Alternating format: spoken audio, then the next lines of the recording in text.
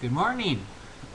Today's date is September 29th, 2008, and sorry I didn't post any videos over the weekend. I had quite a busy one. Today, something happens in my friend's life. He finds out if he qualifies for medical marijuana, which is why I am doing this video. Um, Before I go on any further, I'd like to first state that I am not necessarily for the legalization of marijuana, or the outright legalization anyway. It's just one of those things. It's too hectic and crazy to just outright legalize it. Um, But, however, as my video says, it's about the DEA. The DEA, which is also known as the Drug Enforcement Agency, is that agency which some of us like, some of us dislike. It depends upon who you are and what it is you do. Um, the This specific video is more really about my disapproval of how the DEA works. If you now, for those of you who do smoke pot, you've probably seen a film called Totally Baked, which is a documentary of sorts about marijuana, which I don't hold the views that the makers of that specific film have, but I do, however, believe that the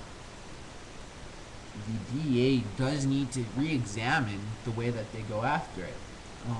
Marijuana is one of those things that the DEA right now shouldn't worry about whatsoever. Now, before any of you get pissed off and say, "What the fuck?" keep in mind, I say this because the area that I live in, meth is a huge problem. Um, Methamphetamine up here in any rural area is a problem, and it's a problem that is overlooked. The government has done a good job at trying to contain it, making pseudoephedrine no longer available over the counter. You do have and putting limits on how much you can buy in a month. That's a good step there.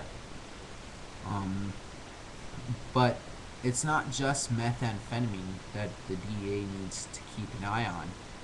It's cocaine, LSD, heroin, the drugs that actually do kill people. Um, Marijuana, it takes, you have to smoke 3,000 pounds in 15 minutes. Personally, I can't even smoke 5 joints or 5 bowls in 15 minutes without passing out. In fact, I haven't met a single person who can't smoke much more than what's called a quarter or a fourth to themselves, which is a quarter ounce, which is about 20, somewhere between 25 and $35 for just a bag of entry level marijuana. They can't even do that to themselves in a single setting, let alone within 15 minutes. So it's one of those things where you see all these marijuana busts, and when do you ever hear about cocaine busts, meth busts, heroin busts, PCP busts, LSD busts, magic shrooms busts, a whole host of drugs out there that actually can kill people, and can kill people in rather small amounts. And even at that, some of these legal pharmaceutical drugs that are out there that are legal, these are drugs like Vicodin and OxyContin, just to name off two, right off the top of my head, which are very powerful drugs and are very deadly drugs, especially in the hands of those who who do abuse them and who do drug seek them and sell them. Um, you know, it seems like too much money is spent on the one drug that doesn't kill people, and not enough money is spent on the drugs that actually do kill people.